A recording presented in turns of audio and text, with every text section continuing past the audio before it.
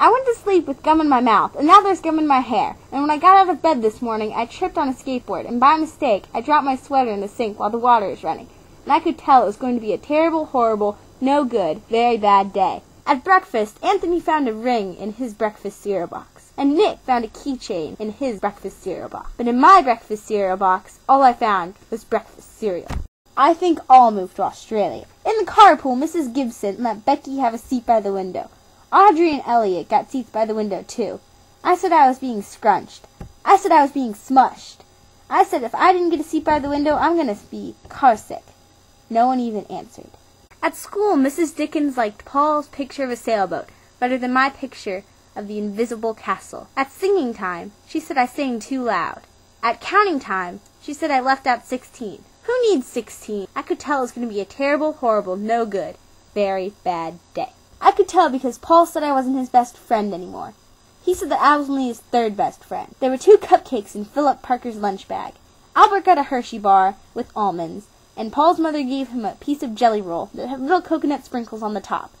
Guess whose mother forgot to put in a dessert? It was a terrible, horrible, no good, very bad day. That's what it was, because after school my mom took us all to the dentist, and Dr. Fields found a cavity just in me. Come back next week and I'll fix it, said Dr. Fields. Next week, I said, I'm going to Australia. On the way downstairs, the elevator door closed on my foot, and while we were waiting for my mom to get to the car, Anthony made me fall where it was muddy, and then I started crying because of all the mud. Nick said I was a crybaby, and while I was punching Nick for saying crybaby, my mom came back and scolded me for being muddy and fighting. I'm having a terrible, horrible, no good, very bad day.